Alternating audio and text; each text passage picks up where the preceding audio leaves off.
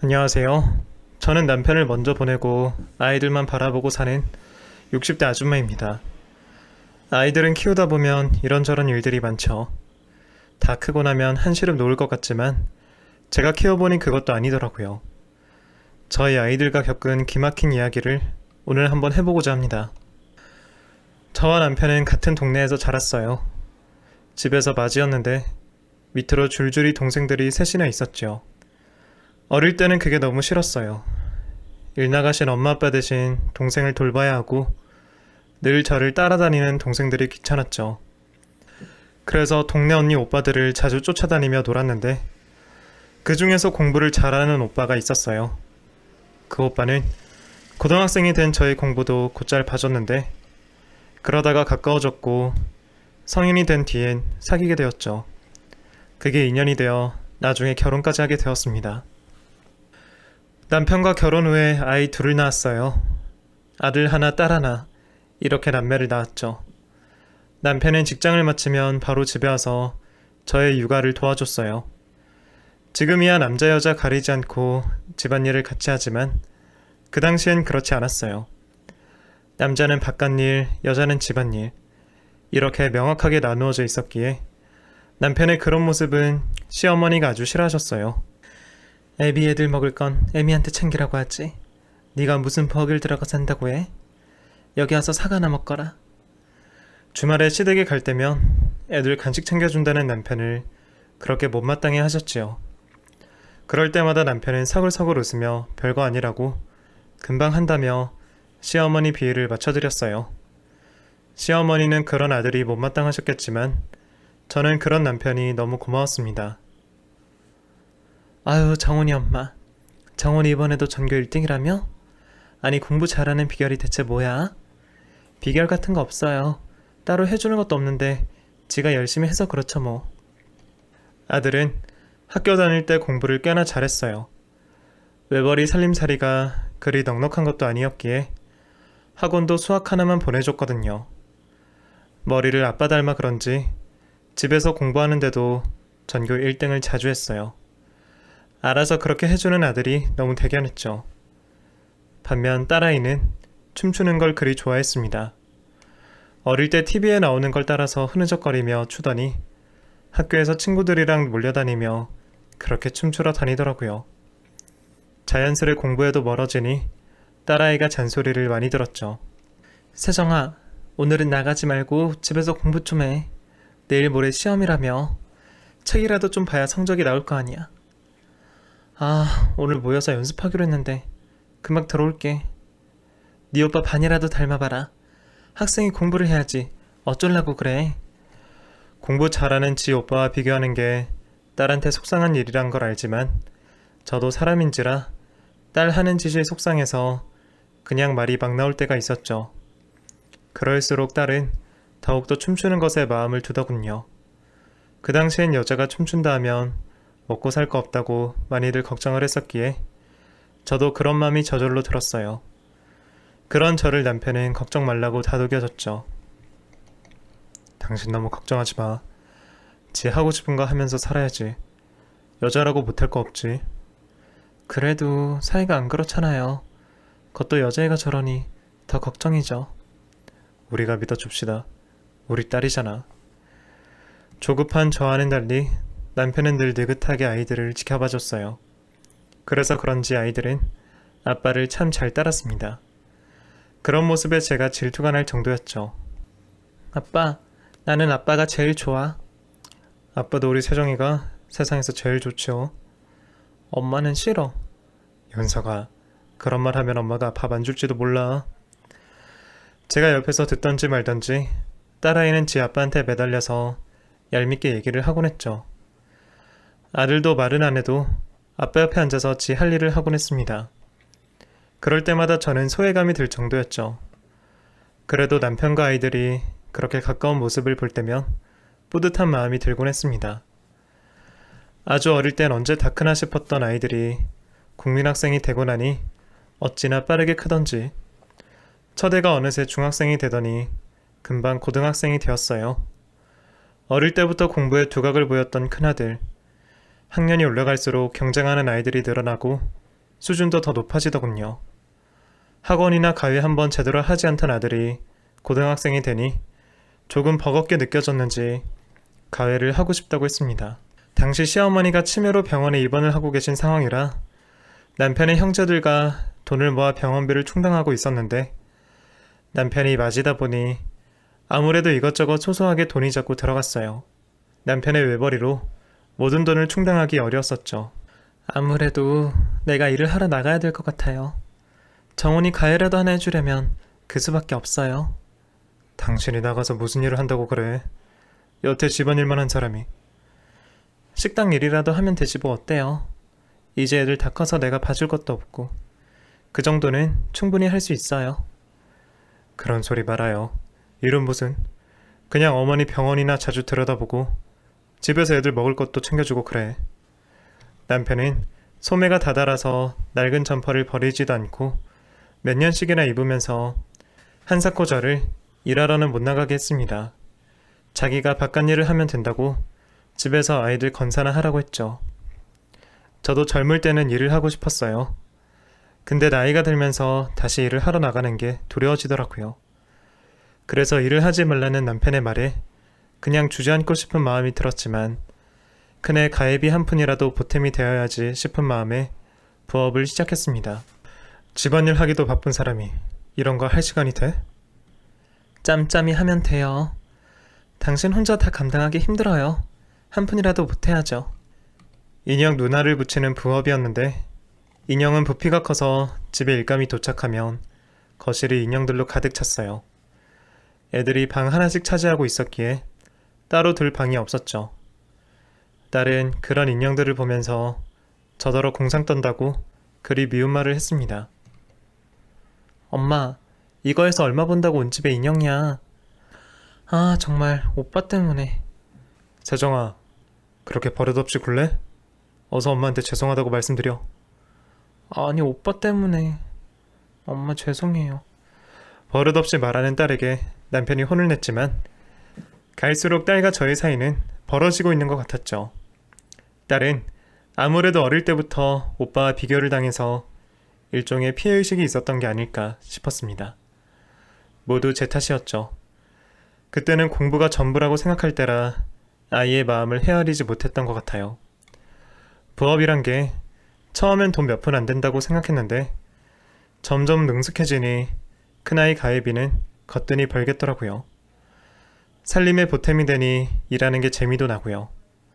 남편도 처음엔 하지 말라고 그렇게 말리더니 몇 주가 지나니 퇴근하고 자연스레 저와 같이 인형 누나를 붙이는 일을 해주었죠. 다른 사람 같았으면 거들떠도 안 보고 방에 들어가 TV나 봤을 텐데 말이에요. 남편은 늘 그렇게 저에게 큰 힘이 되는 사람이었습니다. 그렇게 시부모님과 아이들을 뒷바라지하며 살아가고 있을 때 저희 집에 큰일이 생겼어요.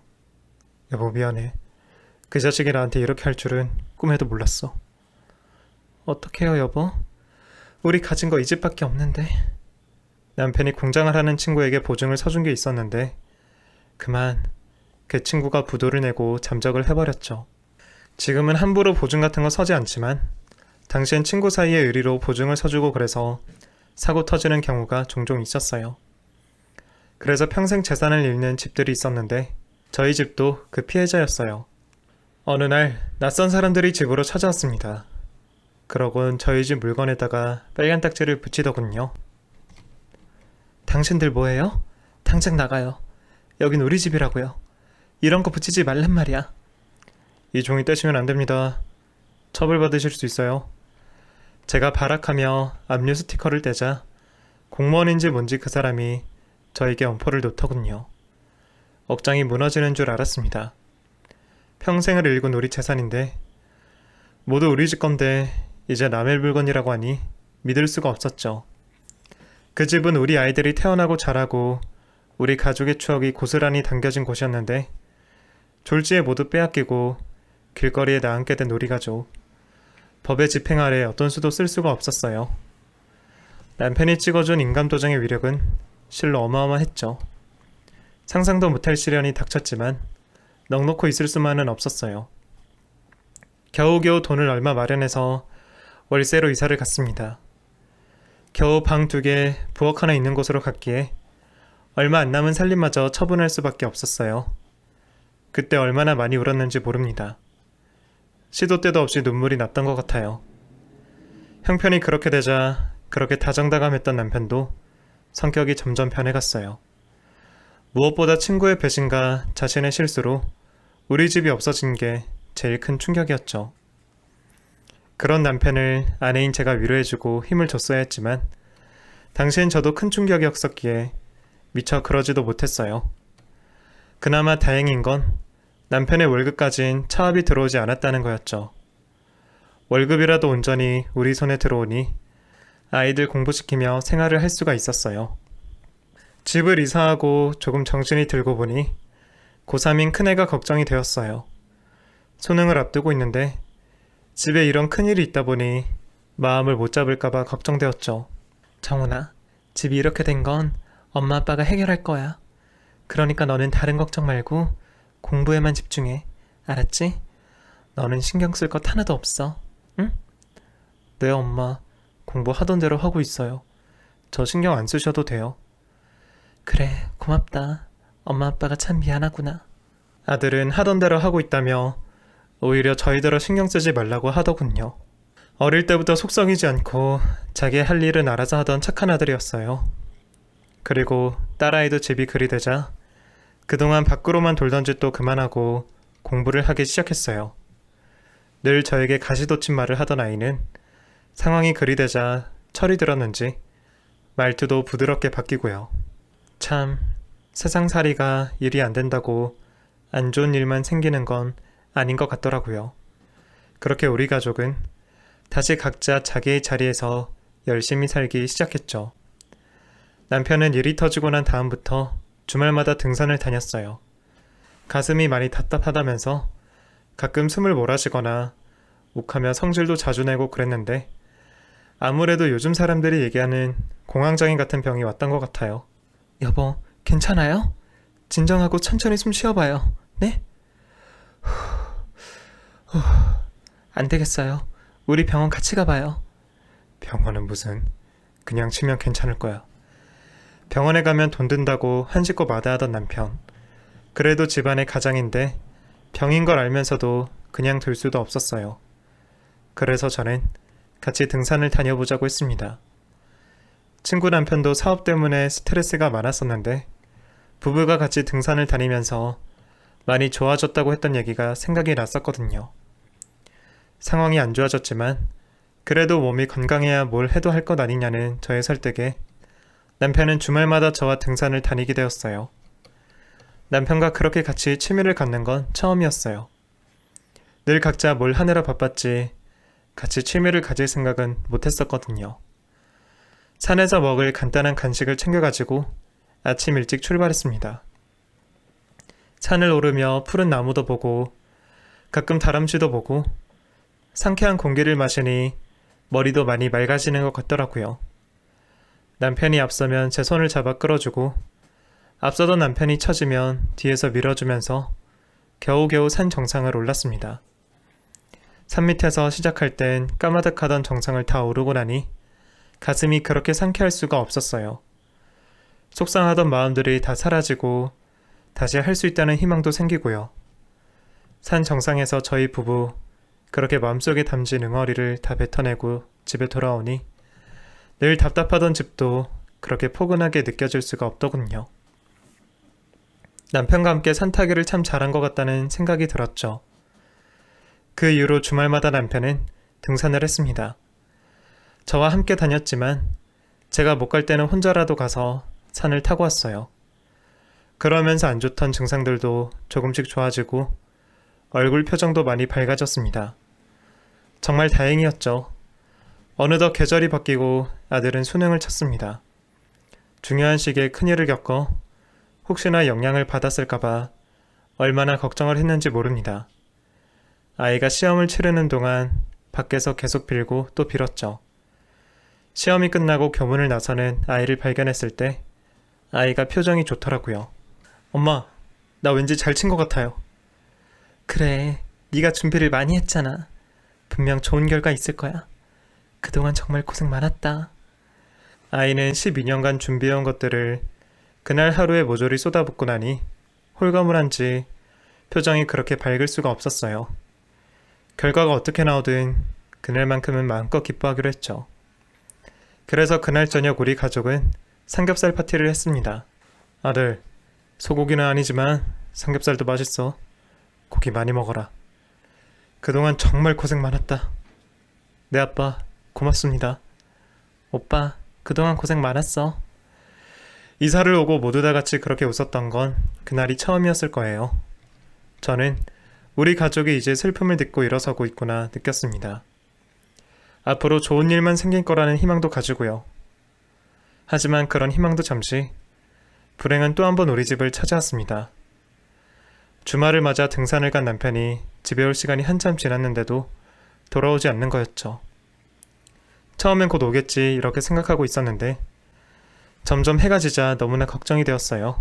그날은 마침 제가 무릎이 안 좋아서 같이 가지 못하고 혼자 산행을 나섰는데 사람도 안 오고 연락도 안 되니 미치겠더라고요. 더는 기다리고 있을 수만은 없어서 경찰에 신고를 했습니다. 깜깜한 밤 남편과 자주 갔던 산을 경찰들이 들어가 수색을 했습니다. 저와 아이들은 산 밑에서 발을 동동거리며 찾았다는 소식을 기다렸어요.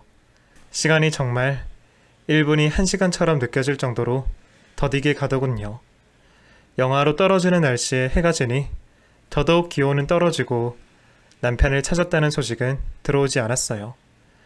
그렇게 가슴 졸이며 소식을 기다리는데 곁에 있던 경찰에게 무전이 왔습니다. 여기 산 중간 지점 절벽 아래 실종자 찾았습니다. 산을 내려오다가 실족하신 것 같은데 사망하신 것 같습니다. 남편이 사망했다는 소식, 그 소리를 듣는 순간 제 귀에는 아무것도 들리지 않더군요. 세상이 빙글빙글 도는 것 같았어요.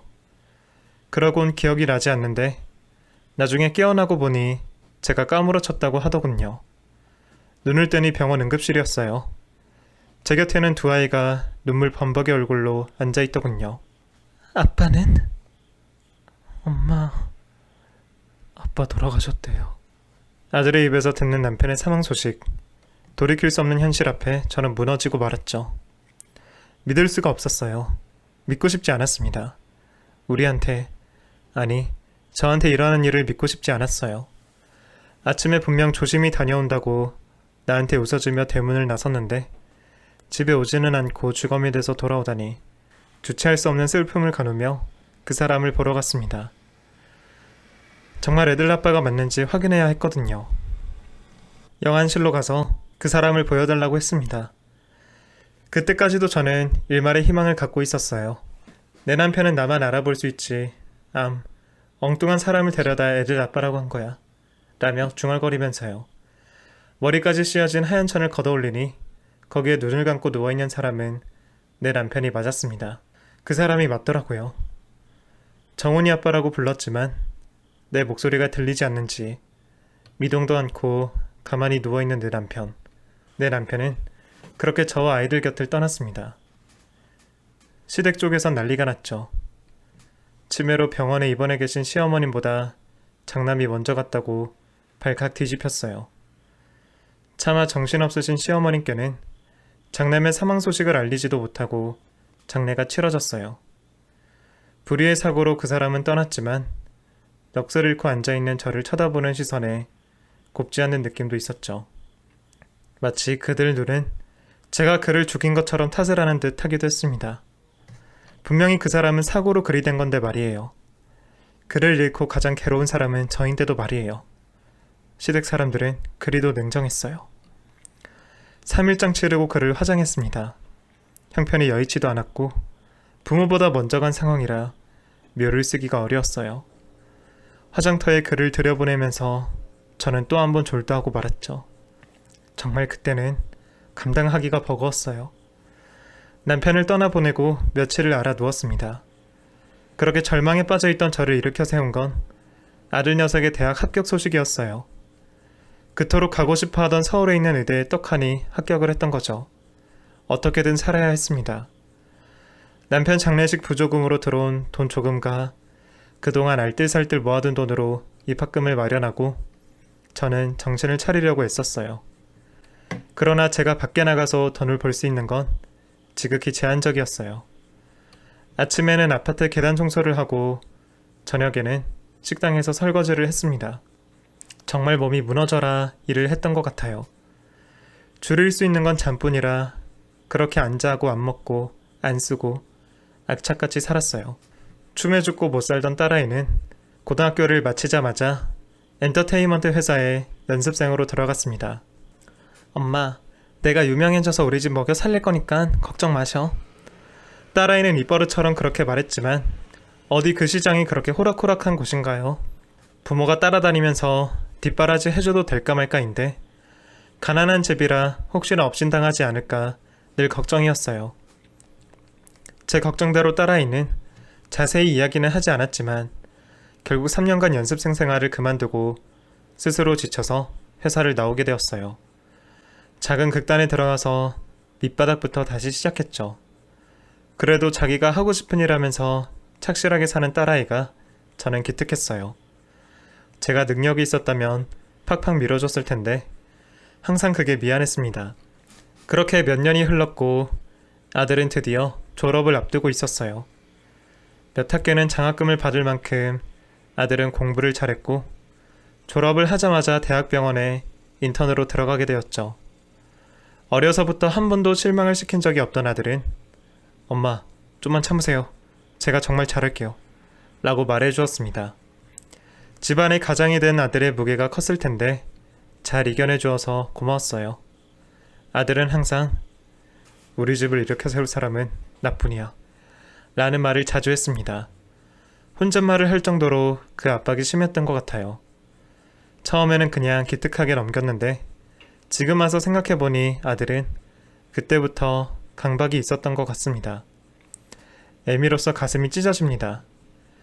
아들이 의사가 되고 몇 년 뒤 여기저기에서 선자리가 들어왔지만 아들은 영 관심이 없었어요. 그도 그럴 거지. 병원이 너무 바빴고 아들 말로는 자기가 최연소 과장으로 승진하면서 병원에서의 기대도 크고 일도 많아졌다고 하더라고요. 그러던 어느 날 오랜만에 아들이 집으로 왔습니다. 엄마, 드릴 말씀이 있어요. 응? 뭔데? 무슨 일 있어? 그런 건 아니고 결혼하고 싶은 여자가 생겼어요. 그래? 아유, 그랬구나. 잘 됐네. 잘 됐어. 그래, 어떤 아가씨니? 그게 저희 병원장님 딸이에요. 병원장? 순간 말문이 막히더군요. 병원장 딸이면 엄청나게 잘 사는 집안일 텐데 그런 집안에서 우리 집을 탐탁찮아 할까 싶었습니다. 병원장님이 저를 잘 보셔서 막내딸과 결혼하길 원하세요. 아직 그 아가씨를 만나보지도 않은 거야? 네. 근데 엄마, 저 이 결혼 하고 싶어요. 정훈아, 그 여자랑 결혼만 하면 결국 그 병원도 제 것이 될 거고 엄마 더 이상 고생 안 하셔도 돼요. 정훈아, 그래도 그건 아닌 것 같구나. 아무리 그래도 결혼이란 건 두 사람이 서로 마음이 맞아야지. 살면서 맞추면 돼요, 엄마. 저 지금 사랑 타령 하고 있을 시간 없어요. 아들은 이미 마음을 굳힌 것 같더라고요. 그런데 그렇게 대단한 집안에서 왜 우리 같은 집안과 결혼을? 그 집에 아들이 하나도 없대요. 첫째 사위 부부는 해외에서 잘 살고 있고 둘째 사위는 망난이라서 얼마 전에 이혼했다고 하더라고요. 그래서 병원장님이 막내딸 사위는 꼭 의사로 보고 싶어 하세요. 병원도 물려줘야 하고. 네가 정말 괜찮겠니? 네, 엄마. 그리고 아들은 살짝 망설이면서 말을 이어갔어요. 처가댁에 들어가서 살아야 할 것 같아요. 왜? 아무래도 병원장님이 저를 가까이 두고 싶어 하시고 또 그게 맞는 것 같고. 말은 그렇게 했지만 처가의 대리사회로 들어간다는 아들을 어떤 어미가 좋아하겠어요? 저는 억장이 무너지는 것 같았어요. 돈 없어서 팔려가는 것처럼 갑자기 아들에게 미안한 감정과 화나는 감정, 여러 감정이 뒤섞여서 정리가 안 되더군요. 정훈아, 그건 아닌 것 같구나. 말이 좋아 처가에 들어가서 사는 거지. 옛말에 겉보리 서대만 있어도 처가살이는 안 한다고 했어. 엄마, 지금 저희가 그거 따질 형편이 아니잖아요. 이건 하늘이 주신 기회라고요. 저는 아들의 눈에서 욕망 같은 것이 보였어요. 이 아이가 일찍 아버지를 잃고 혼자서 가장으로 많이 힘들었구나. 가난이 힘들었고 그 현실에서 벗어나고 싶었구나를 느낄 수 있었습니다. 저는 아들의 의견을 꺾을 수 없었어요. 그렇게 진행된 혼사, 상견례장에서 양가 집안이 모여서 식사를 하는데 혼수 같은 이야기들이 자연스럽게 나왔습니다. 아들 가진 집에서 집도 한 채 못해서 보내서 송구하네요. 아이고 사돈, 그런 말씀하세요. 김정은 선생 탐내는 사람이 한둘이어야죠. 바깥 사돈은 사람이 서글서글하니 좋아 보였지만 그 이야기를 들은 안사돈은 뭐 우리가 손해보는 장사 같지만 어쩌겠어요? 바깥 양반이 그렇게 이자 사이를 원하는데 라며 얄밉게 이야기하더군요. 여보, 말 좀 가려서 해. 왜? 내가 뭐 틀린 말 했어요? 솔직한 말로 의사 타이틀 빼면 뭐 볼 거 있어요? 그 말을 듣는데 속에서 우라통이 터지더군요. 엄마 그만해. 이야기 다 끝난 거 가지고 뭘 그래. 며느리가 엄마를 말렸지만 안사돈은 뾰루통한 표정으로 식사 자리 내내 뭐가 그렇게 마음에 안 드는지 불만이 많았습니다. 그렇게 불편한 상견례 식사를 마치고 집으로 돌아왔는데 너무 속이 상해서 눈물이 터졌어요. 저런 대접 받으라고 의사까지 공부시킨 게 아닌데 싶은 것이 결혼 전에도 저러는데 나중에 어떨까 싶고 아들은 병원장과 이야기한 게 있다면서 5년만 참으면 된다고 그때까지만 기다려달라고 했습니다. 제가 결혼을 반대해봤자 아들 인생을 책임져 줄 수도 없는 것이고 그렇다고 제가 돈이 많아서 그런 집안이랑은 결혼하지 말라고 막을 수도 없는 것이고 참 신세가 허무했습니다. 그렇게 아들은 그 집안의 대릴 사이로 들어갔어요. 저는 매일 아들을 위해서 기도했습니다. 마음 다치지 않도록 결혼 생활 잘하도록 말이죠. 1년이 지났을까요? 그때는 한겨울이었는데 늘 하던 새벽 아파트 계단 청소를 하다가 겨울이라 바닥이 미끄러워 발을 헛디디는 바람에 굴러 떨어지는 사고를 당하게 되었어요. 눈을 떠보니 병원이더군요. 허리부터 엉덩이뼈까지 내려앉아서 저는 일어나지도 앉지도 걷지도 못하는 상황이었고 바로 큰 수술을 해야 했죠. 수술을 하더라도 뒤의 경과를 지켜봐야 한다고 했습니다. 하늘도 무심하시지 정말 눈물밖에 안 났습니다. 저의 사고 소식에 자식들이 한 걸음에 달려왔고 딸아이는 저를 붙잡고 대성통곡을 했습니다. 엄마 괜찮아. 울지 마. 엄마, 그러게 내가 그 일 그만두라고 했잖아. 아들도 처음으로 저에게 화를 냈습니다. 달달이 생활비 보내드리잖아요. 왜 자꾸 일을 나가시는 거예요? 속상한 마음에 화를 내는 아들을 보면서 저는 미안한 마음뿐이었습니다. 장가가서 결혼 생활에 또 바쁜 병원 생활에 아들도 참 많이 힘들 텐데 저까지 짐이 되는 것 같아서 제 자신이 원망스러웠습니다. 당장에 큰 수술을 해야 했는데 저는 남편이 죽고 생활이 힘들어져서 넣고 있던 보험도 다 해약했던 터라 수술비가 만만찮았어요. 아픈 건 둘째치고 수술비 걱정에 저는 너무 힘들었어요. 수술비는 걱정 마요. 장인어른이 해주시기로 했으니까. 세상에, 사돈이? 엄마, 아들 의사인 거 잊었어? 수술도 잘 될 거고 돈도 걱정 마. 미안해 아들. 엄마가 정말 너무 미안해. 그런 소리 말래도. 게다가 처가살이하는 아들이 이번에 이렇게 큰 수술비를 처가에서 받아오니 정말 몸둘 바를 모르겠더라고요. 안 그래도 대접 못 받고 살까봐 매일이 걱정인데 이런 일로 아들을 더 무시하고 업신여길까봐 걱정이 태산이었죠. 내 걱정은 마요 엄마. 나는 충분히 잘 지내고 있어. 장인 장모님도 다 잘해주셔. 내가 그 집안 병원을 이어받을 사람인데 함부로 대하겠어? 엄마, 좀만 참아. 내가 호강시켜줄게. 그땐 그렇게 아들의 말이 다 사실인 줄 알았어요. 여튼 저는 사돈댁의 도움으로 수술을 마쳤고 꾸준히 운동과 물리치료로 예전만큼은 아니지만 거동하는데도 큰 문제가 없었습니다. 딸과 아들의 상화에 일은 그만두었고요. 아들이 매달 보내준 생활비로 생활을 했습니다. 아들은 꽤나 큰 돈을 매달 보내주었는데 저는 그런 것만 보고 아들이 잘 살고 있구나 그렇게 생각했던 것 같습니다. 제 수술비 일도 있고 해서 사돈댁에 인사를 드려야겠다는 생각에 갈비와 과일 이것저것 사들고 사돈댁을 간 날이었어요. 마침 아들이 그날 휴무라고 하기에 저는 아들 얼굴도 볼 겸 기대에 찼죠. 아들에게 간다고 전화를 걸었는데 받지 않기에 가면 얼굴 보겠지 싶어서 무작정 출발을 했습니다. 처음으로 간 사돈댁은 정말 눈이 휘둥그레해질 정도로 큰 저택이더군요. 텔레비전에서나 보던 그런 집이었습니다. 누구세요? 네, 면접 보러 오셨죠? 들어오세요. 철컹하고 대문이 열렸는데 아마도 저를 집안 도우미 면접을 보러 온 사람인 줄 알았나 보더라고요. 집 안으로 들어가니 한 여자가 저쪽에 앉아 계세요. 사모님 나오실 거예요. 아니 그게 아니고. 그 여자는 뭐가 그렇게 바쁜지 제 말은 들어보지도 않고 행안히 가버리더라고요.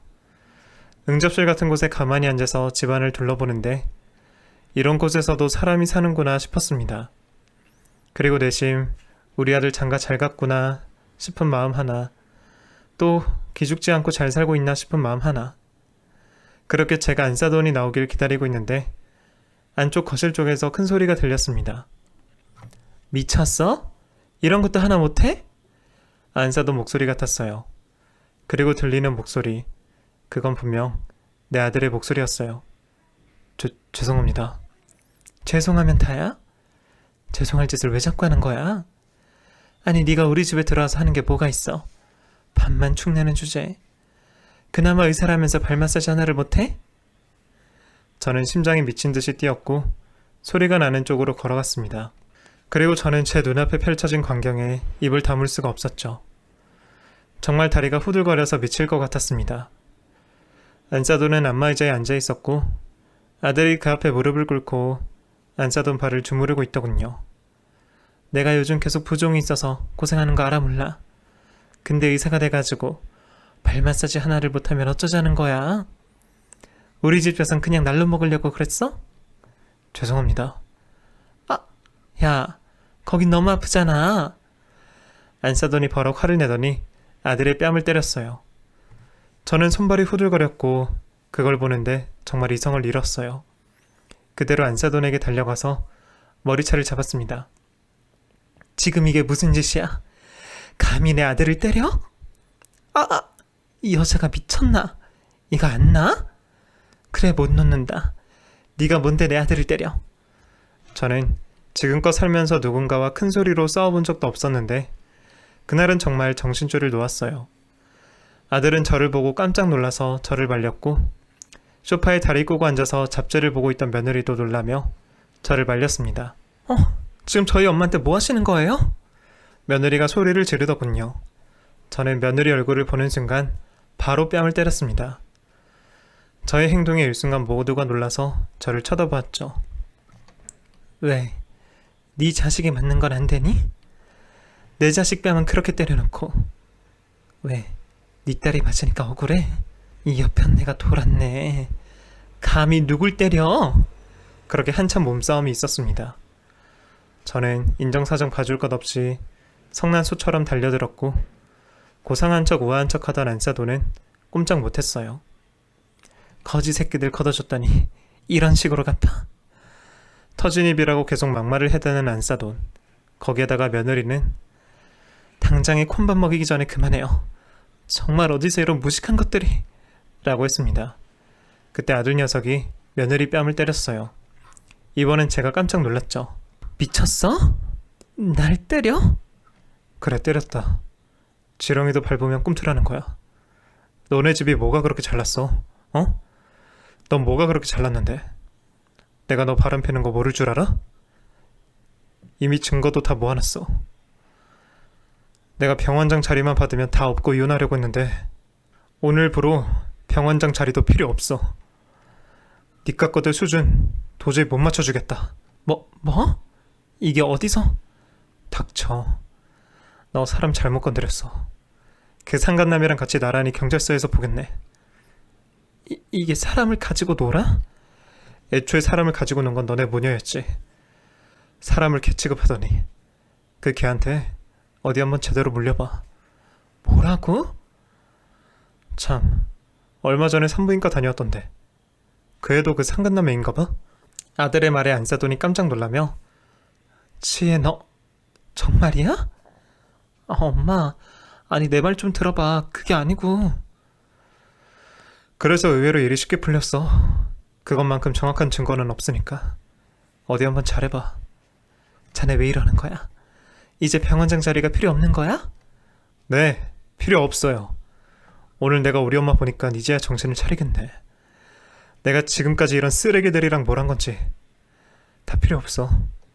병원도 비리가 한두 개가 아니던데요. 그런 병원 받아봤자 머리만 아프지. 참, 그 비리 장부도 이미 내 손에 다 있어. 한꺼번에 다 터뜨리기 전에 순순히 합의혼하는 게 좋을 거예요.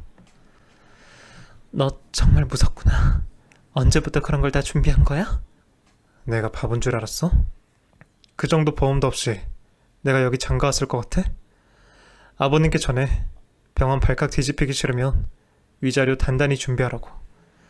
그 두 여자는 어안이 벙벙해진 상태로 말문을 막혀 했고, 아들은 제 손을 잡으며 엄마 나가요. 나도 더 이상 이 집에서 안 살아. 그렇게 저희 모자는 그 집에서 빠져나왔습니다. 뒤돌아 나오는데 안싸돈과 며느리가 자리에 주저앉아서 울며 불며 난리를 피우더군요. 아들, 그동안 어떻게 산 거야? 저는 눈물이 멈추지 않았습니다. 미안해 엄마. 정말 어떻게든 버텨보려고 했는데 내가 어리석었어. 오늘 엄마 안 왔으면 나 정말 어떻게 됐을지 몰라. 정훈아. 아휴. 저는 아들을 껴안고 펑펑 울었습니다. 아들은 제가 남편을 잃고 너무나 어렵게 살아온 것을 보며 자랐던 터라 가난이 죽기보다 싫었다고 합니다. 그래서 의사만 되면 잘 살 줄 알고 그렇게 열심히 살았는데 병원 안에서도 안 보이는 줄이 있고 서열이 있더랍니다. 그래서 미친 듯이 실력으로 병원장의 눈에 들었고 그 집에 대리사회로까지 들어가게 된 거였어요. 그렇게 무시를 받아도 좀만 참으면 병원이 자기 거라는 생각에 버티고 버텼다고 했습니다. 그러면 저와 여동생 평생 먹고 사는 데는 걱정 없겠다고 생각했답니다. 그 이야기를 듣는데 어찌나 눈물이 나던지 평생의 아들한테 짐 만든 것 같았죠. 지금 생각해도 우라통이 터집니다. 세상에 어떻게 인간의 탈을 쓰고 어떻게 그렇게 살 수가 있는지. 지금이라도 돌이킬 수 있어서 다행이었습니다. 결국 아들은 엄청난 위자료를 받고 이혼했어요. 그리고 작은 병원을 개원했습니다. 아들은 자기가 욕망에 눈이 멀었다면서 이제 작은 것에 감사하며 살겠다고 했어요. 한순간의 잘못된 선택으로 인생의 나락에 섰다가 돌아온 아들. 저는 지금 아들과 딸아이와 행복하게 잘 살고 있습니다. 아들은 착하고 예쁜 여자를 만나 재혼도 했고 토끼 같은 자식도 둘이나 두고 있어요. 딸아이는 자신의 이름으로 극단을 만들어서 아직도 결혼할 생각도 없이 돌아다니고 있지만 누구보다 자신의 일을 사랑하고 좋아하는 아이라 그 모습을 보면 대견합니다. 사연을 쓰면서도 생각하기도 싫은 끔찍한 과거지만 돈보다 중요한 것들이 많은데 참 어리석게 사는 사람들이 많다는 것을 알게 되었어요. 그래서 더욱 잘 살아야겠다, 사람답게 잘 살아야겠다 다짐해봅니다. 긴 글 들어주셔서 감사해요. 늘 건강하시길 바라겠습니다.